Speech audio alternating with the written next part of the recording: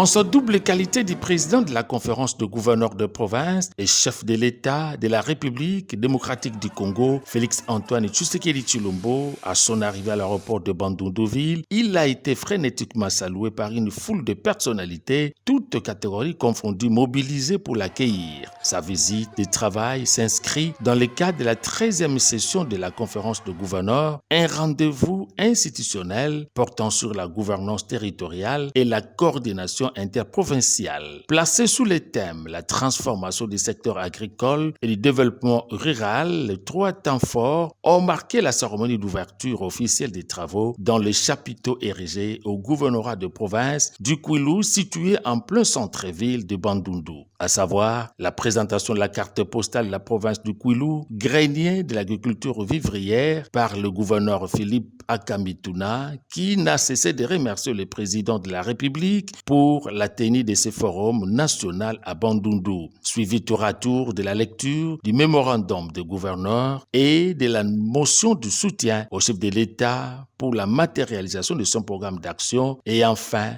le mot du lancement des assises par le président de la République. Recadrant les animateurs principaux de pouvoir exécutif et législatif en province, Félix-Antoine Tshisekedi Tshilombo a exhorté les présidents des assemblées provinciales et les gouverneurs de province à promouvoir la cohésion, l'unité et l'esprit de la collaboration pour un développement remarquable dans les provinces. La décentralisation n'a jamais eu pour vocation de faire des provinces des foyers de tension permanente.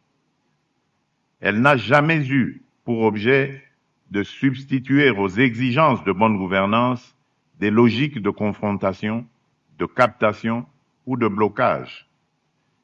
Elle a été voulue pour rapprocher l'État du citoyen, pour adapter l'action publique aux réalités locales, pour responsabiliser les acteurs territoriaux et pour faire émerger dans chaque province des dynamiques de développement conformes à leur potentialité propre.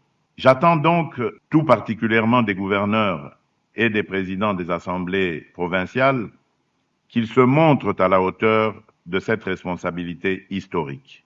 Le contrôle parlementaire provincial est légitime. Il est nécessaire. Il est sain dans une démocratie. Mais il ne peut devenir un instrument de chantage politique ni d'instabilité chronique. Poursuivant son itinérance, le chef de l'État a prévu dans son agenda une série de visites dans la ville de Kikwit et un conseil des ministres avant la clôture de ses assises samedi 28 mars 2026. Dans la délégation du Congo central, on a noté également la présence du président de l'organe délibérant du Congo central, du ministre provincial de l'Agriculture et Pêche, mais aussi des collaborateurs du gouverneur Grace Nkwanga Maswangi Bilolo et des experts de la province.